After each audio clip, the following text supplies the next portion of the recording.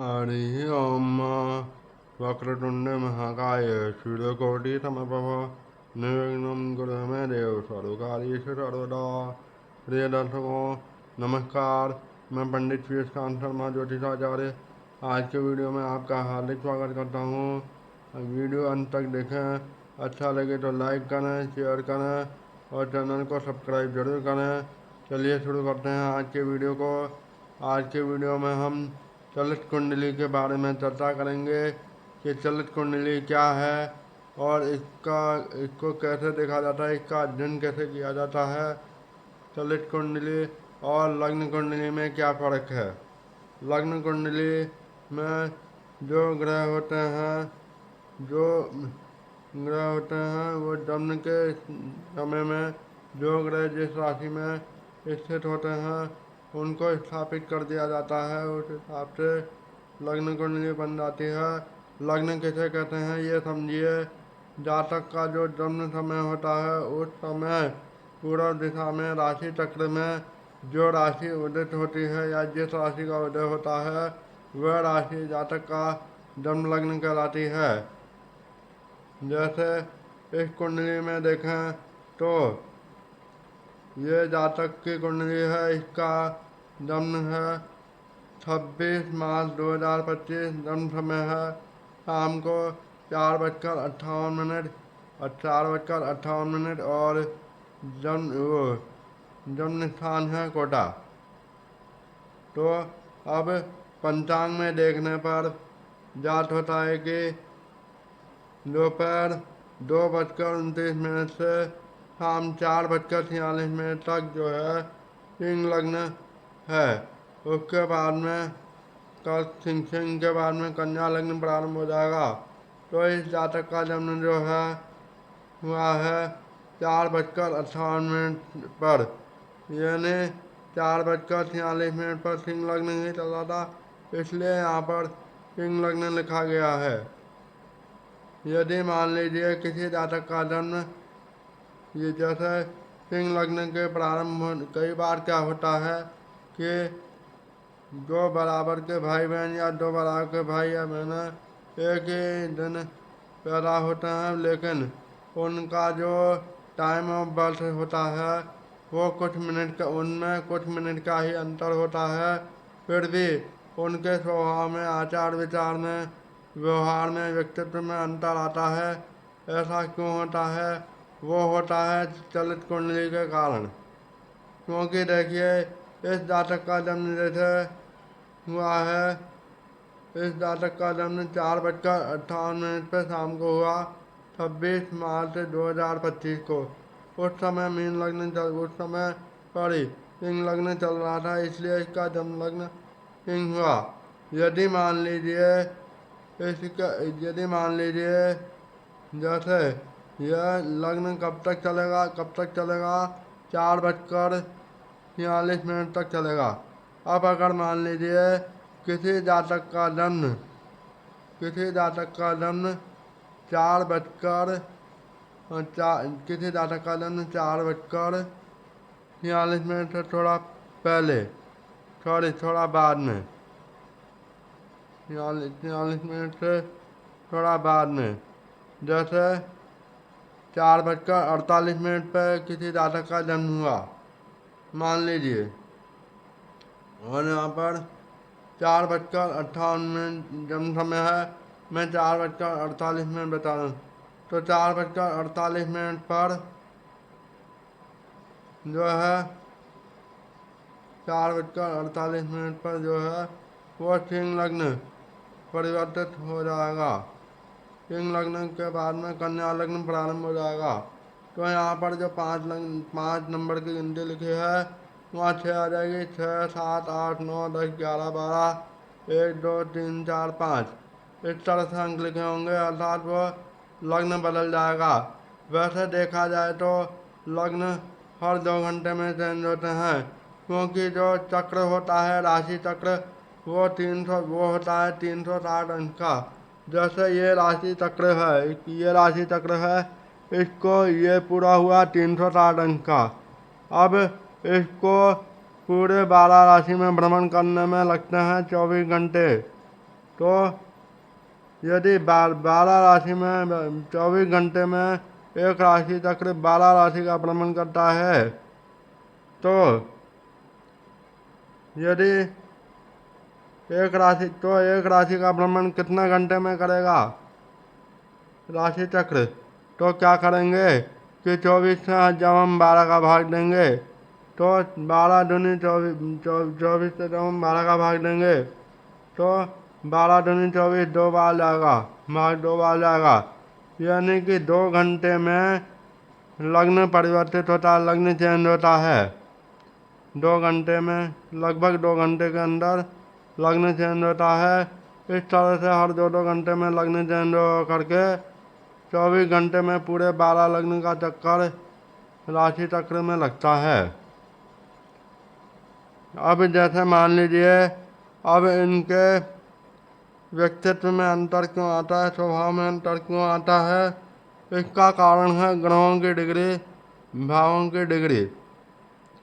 जैसे मान लीजिए इस कुंडली में, इस कुंडली को, उदाहरण कुंडली को देखें तो यहाँ पर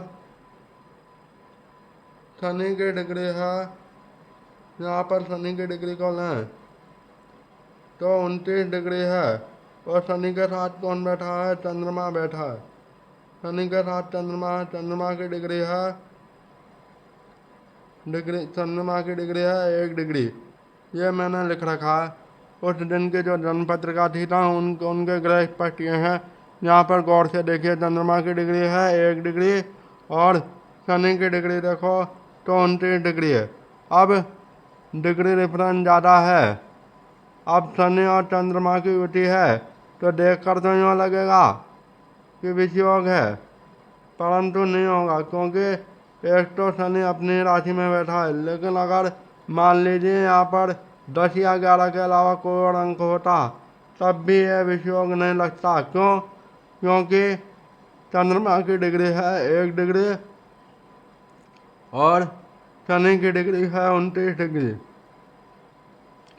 तो 29 में से एक गए तो 28 डिग्री। तो इन डिग्री का डिफरेंस बहुत ज़्यादा है, यानी दोनों एक दूसरे से बहुत दूर हैं। तो इनकी युति जो है असर नहीं करेगी, अर्थात यह विषयोग नहीं बनेगा। अब देखते ही कोई कुंडली में कहेगा कि शनि और चंद्रमा की युति है तो विषयोग बन रहा है, इसके तो खराब परिणाम मिलेंगे। लेकिन ऐसा नहीं है, गौर से देखोगे तो विषयोग नहीं बन रहा है, क्योंकि दोनों की डिग्री में अंतर है।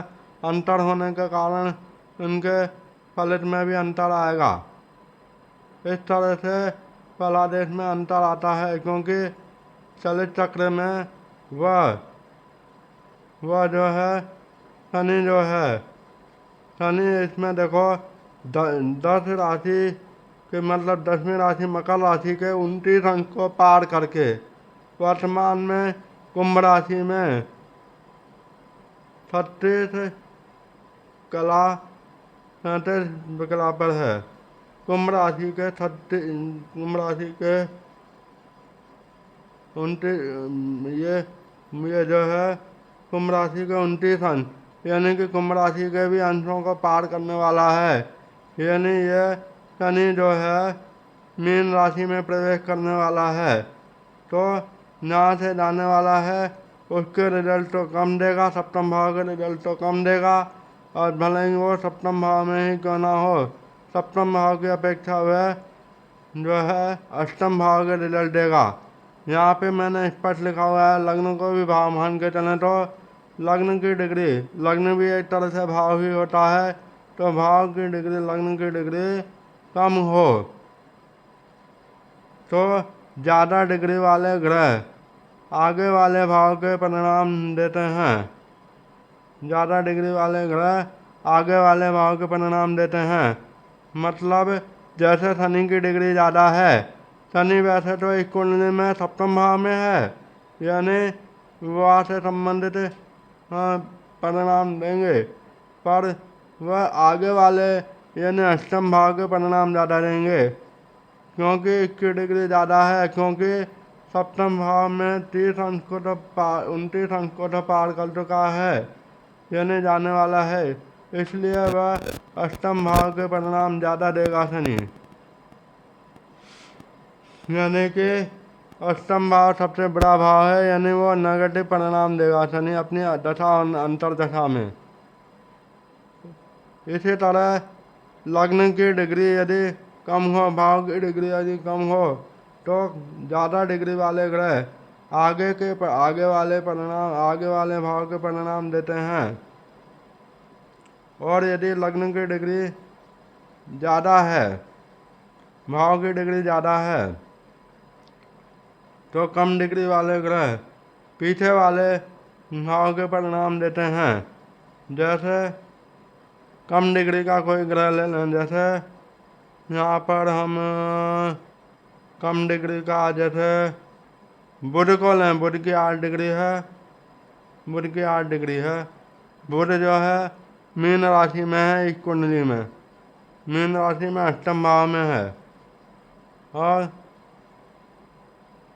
क्या कह रहे हैं कि यदि लग्न की डिग्री ज़्यादा है, यानी भाव की डिग्री ज़्यादा है, तो कम डिग्री वाले ग्रह पीछे वाले भाव के परिणाम देंगे। यहाँ पर बुध जो है कुंभ राशि को पार कर कुंभ राशि के 30 अंक को पार करके वर्तमान में मीन राशि के 8 अंश पर है। कुंभ राशि के 8 अंक को मीन राशि के भी 8 अंक को पार करके, यानी यदि लग्न की डिग्री कम हो, लग्न की डिग्री ज़्यादा हो, तो कम डिग्री वाले ग्रह पीछे वाले भाव, तो यानी 8 अंश ही पार किए हैं, इसमें 8 अंश ही भोगे हैं। तो अब अगर 30 में से 8 माइनस करेंगे, 30 में से यदि हम 8 माइनस करेंगे तो 10 में से 8 गए तो 2 और 22 बचे। अब 22 डिग्री सर्वाधिक आ रहा है, तो 22 डिग्री ज़्यादा है 28 डिग्री की अपेक्षा। तो जिसमें डिग्री यदि लग्न की डिग्री ज़्यादा है, तो कम डिग्री वाले ग्रह पीछे वाले भाव के परिणाम देंगे। बुध की डिग्री कम है, तो मतलब 30 डिग्री तो इसमें पार कर चुका है, इसमें केवल 8 डिग्री ही पार करी है। तो ज़्यादातर भोग किसमें किया है? सप्तम भाव में। किसने? बुध ने। क्योंकि बुध मीन राशि में तो अभी अभी प्रवेश किया है, तो कहाँ से होकर आया है? कुंभ राशि से मीन राशि में प्रवेश किया है, तो कुंभ राशि के परिणाम ज़्यादा। कुंभ राशि जिस भाव में है, यानी सप्तम भाव में है इस कुंडली में कुंभ राशि, तो सप्तम भाव के परिणाम बुध ज़्यादा देगा। हालांकि ये अष्टम भाव के भी देगा, लेकिन सप्तम भाव के परिणाम ज़्यादा देगा। यानी वह अष्टम भाव के इतने बुरे परिणाम नहीं देगा, भले ये बुरा भाव है तो भी। अब इसको एक उदाहरण से और समझें, थोड़ा और समझाने की कोशिश करूँगा। जैसे मान लीजिए कोई अच्छा योग लें। जैसे मान लीजिए चंद्रमा यहाँ होता, चंद्रमंगल लक्ष्मी योग बनता, लेकिन चंद्रमा की डिग्री जो है कम है, 1 डिग्री है। और मंगल की डिग्री यहाँ पर है 27 डिग्री। 27 में से गया तो 26 डिग्री। अब 26 डिग्री का डिफरेंस ज़्यादा है, तो यह चंद्रमंगल लक्ष्मी योग का परिणाम नहीं देगा। हालांकि दिखने में तो लगेगा कि चंद्रमंगल लक्ष्मी योग है, बहुत ज़्यादा खुश हो जाएंगे, पर ज़्यादा खुश होने की आवश्यकता नहीं है। क्योंकि यदि मान लो चंद्रमा यहाँ होता है, इसकी डिग्री 1 है और मंगल की डिग्री है 27 में से गया तो 26, तो डिग्री का डिफरेंस ज़्यादा होने का कारण यह योग काम नहीं करेगा, चंद्रमंगल लक्ष्मी योग। डिग्री डिफरेंस ज़्यादा नहीं होना चाहिए, तभी काम करेगा, भले ही ऊँची हो तो भी। इस तरह से देखा जाता है। ऐसे ही यहाँ पर विष योग बन रहा है देखने में, तो अब शनि और चंद्रमा की युति है। शनि की डिग्री है 29 डिग्री। और चंद्रमा की डिग्री है 1 डिग्री, 1 डिग्री है, ये लिखा हुआ है। 29 में से 1 गए तो 28, तो डिग्री का डिफरेंस ज़्यादा है, इसलिए यहाँ पर विषयोग नहीं बनेगा। अगर डिग्री का डिफरेंस कम होता तो विषयोग के परिणाम मिलते तो ये गलत बात थी, और अगर डिफरेंस ज़्यादा है तो विषयोग नहीं बनेगा, तो घबराने की आवश्यकता नहीं है। ये रास्ता कहा जा सकता है कि पहली नज़र में ही देखकर ये ना कहने कि ये ग्रह खराब रिजल्ट देगा या अच्छे रिजल्ट देगा, उनकी डिग्री को भी ध्यान में रखा जाता है। कई बार क्या होता है, जैसे मान लीजिए मांगलिक दोष का उदाहरण लें। यहाँ पर देखो मांगलिक दोष की परिभाषा क्या होती है। यदि लग्न चतुर्थ सप्तम अष्टम या द्वादश भाव में यदि मंगल होता है तो मांगलिक दोष होता है, यह इसकी परिभाषा है। अब यहाँ पर मंगल कहाँ पर है, 11वें भाव में, तो मांगलिक दोष नहीं है। अब देखो ध्यान से देखो, मंगल की डिग्री है 27 डिग्री, और किसको पार करके गया है, ये वृषभ राशि के 27 अंक को पार करके, 27 अंक पार कर लिए, तो यहाँ पर 3 अंक शेष रह गए, तो 3 डिग्री यहाँ पर पार करेगा, यहाँ पर 11वें भाव में पार करेगा। तो क्या कह रहे हैं कि भाव की डिग्री, दोबारा पढ़ें इस लाइन को, लग्न की डिग्री यदि, भाव की डिग्री यदि ज़्यादा हो, यदि कम हो तो ज़्यादा डिग्री वाले ग्रह आगे वाले घर के परिणाम, आगे वाले भाव के परिणाम देते हैं। लग्न की डिग्री ज़्यादा हो तो कम हो तो ज़्यादा डिग्री वाले ग्रह आगे वाले घर के अब देखो भाव की डिग्री ज़्यादा है, ग्रह की डिग्री ज़्यादा है, भाव की डिग्री ज़्यादा है, तो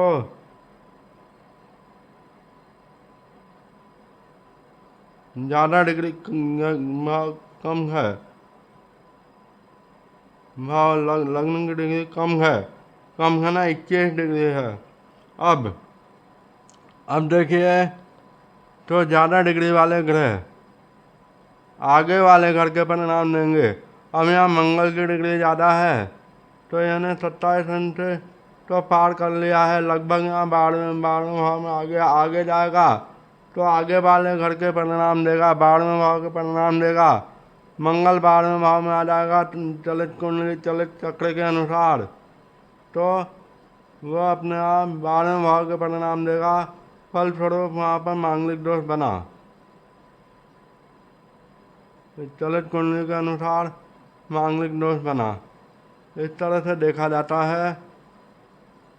और समझाने का प्रयास करें तो देखिए, जैसे मान लीजिए लग्न में कोई ग्रह बैठा हो, लग्न में मान लो यहाँ पर कोई भी ग्रह ले लो, बुध को ले लो, मान लो यहाँ पर बुध यहाँ पर होता और उसकी डिग्री होती 26 डिग्री,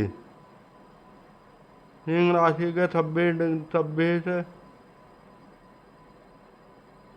मान लीजिए यहाँ पर मेष राशि होती और यहाँ पर 26 डिग्री को पार कर लिया होता, तो 26 डिग्री वैसे ही पार कर लिया, तो अब ये जो है बुध मान लो यहाँ होता लग्न में, तो लग्न में भी 26 डिग्री को पार कर लिया होता, 26 अंक को पार करके, सिंह राशि के 26 अंक को पार करके, कर्क राशि के 26 अंक को पार करके सिंह राशि में बचे 4 अंक के रिजल्ट देगा, आगे के घर के परिणाम नहीं देगा, क्योंकि लग्न की डिग्री कम हो तो ग्रह आगे वाले घर के परिणाम देता है।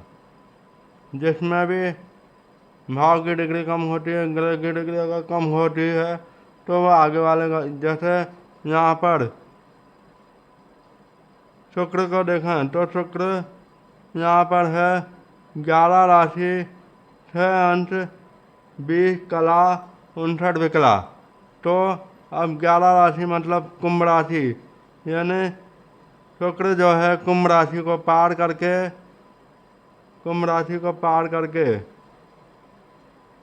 हाँ मीन राशि के 6 अंश, कुंभ राशि के पूरे 30 अंश पार कर ले। मीन राशि के भी मीन राशि के भी 6 अंश पार कर लिए। तो 30 में से 6 गए तो 24 अंश बचे। तो क्या कह रहे हैं कि कम डिग्री वाले ग्रह आगे वाले घर के परिणाम देंगे। मीन राशि के 6 अंश, मीन राशि के तो 6 अंश को पार कर लिए, तो ये आगे वाले घर के परिणाम देगा। 6 अंश को पार करके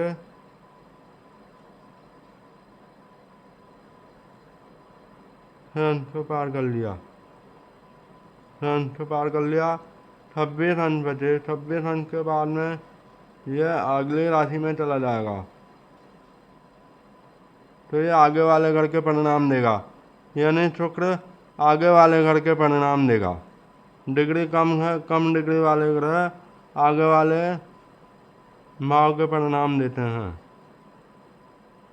जैसे यहाँ पर चक्र में मान लो ये मेष लग्न की कुंडली मान लो। यहाँ पर मेष लग्न में 26 अंश को मान लो। यहाँ पर कोई भी ग्रह मान लो, जैसे कोई भी मेष लग्न में मान लो शुक्र बैठा हो या बुध बैठा हो मान लो, तो मेष लग्न में बुध 26 अंश को पार कर लिया। 26 एग्जाम्पल के लिए पूरा 30 अंश है, ये यहाँ से लेकर यहाँ तक 30 अंश है। मान लो 26 अंश यहाँ पे पूरे होने, 26 अंश को पार कर लिया। उसके बाद में 27 में अंश वो आगे वाले घर के परिणाम देगा। डिग्री कम हो तो ज़्यादा डिग्री वाले ग्रह, डिग्री ज़्यादा है या 26 डिग्री, तो वह आगे वाले घर के परिणाम देगा। यानी 26 अंश है, यानी कि मेष राशि के 26 अंश पे ना, तो मीन राशि के 26 अंश को पार करके वर्तमान में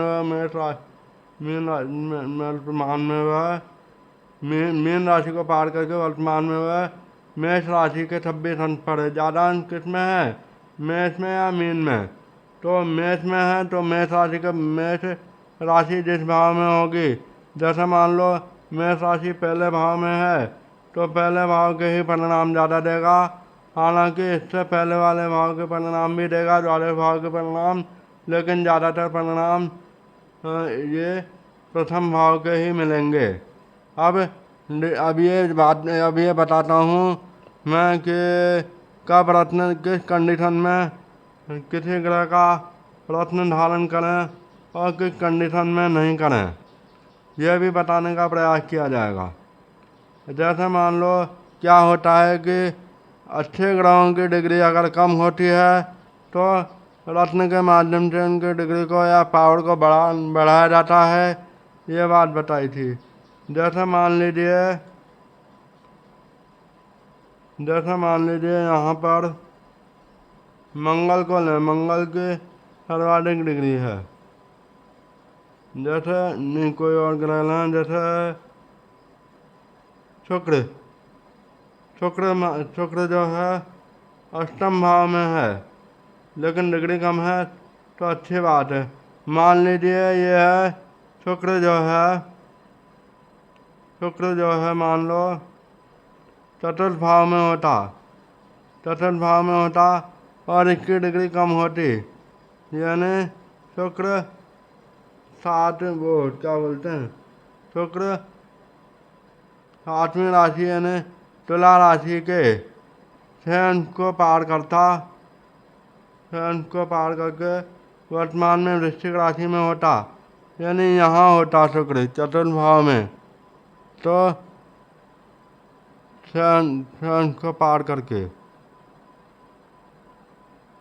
तो मान लीजिए शुक्र यहाँ पर होता, सॉरी चतुर्थ भाव में नहीं, पंचम भाव में होता शुक्र, तो यह वृश्चिक राशि के थे को पार करके वर्तमान में जो है धनु राशि में प्रवेश करता शुक्र। तो इस घर का रिजल्ट शुक्र की डिग्री कम होने के कारण इस घर के रिजल्ट कम मिलते, यह शुक्र बिनाव वाला था। तो यदि शुक्र यहाँ होता तो इस घर के रिजल्ट लेने के लिए रत्न को धारण किया जा सकता था।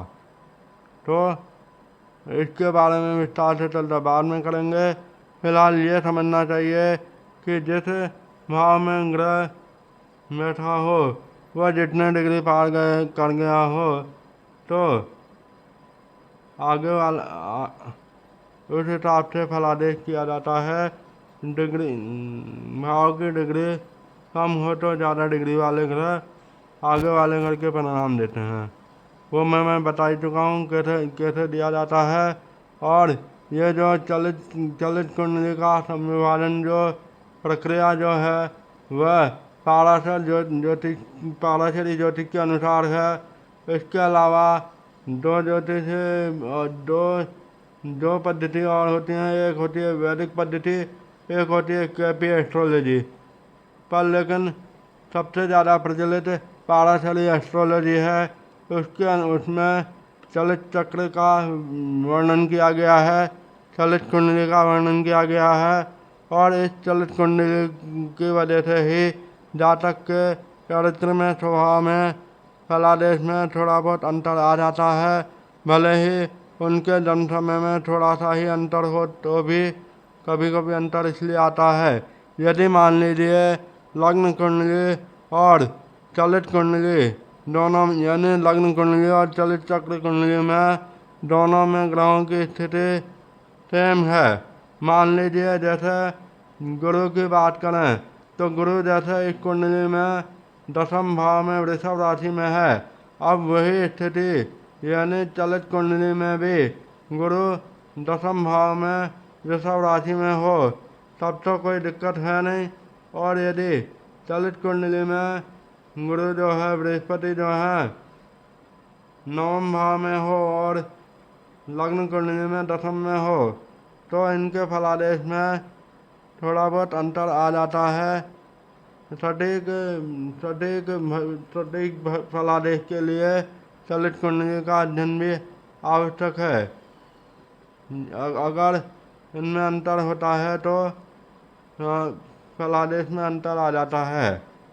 आशा करता हूँ चलित कुंडली के बारे में आपको ये जानकारी समझ में आई होगी, और कोई बात यदि समझ में ना आए तो जो है कमेंट बॉक्स में कमेंट करके बताएं, ताकि अगले वीडियो में उसको समझाने का प्रयास किया जाएगा। एक बात और है, इस वीडियो को देखने से पहले आप मेरे पार्ट 1 से लेकर पार्ट 112 तक की सारी वीडियो देखें, तभी यह वीडियो आपके समझ में आएगी, क्योंकि यह सबसे जटिल टॉपिक है अभी तक का।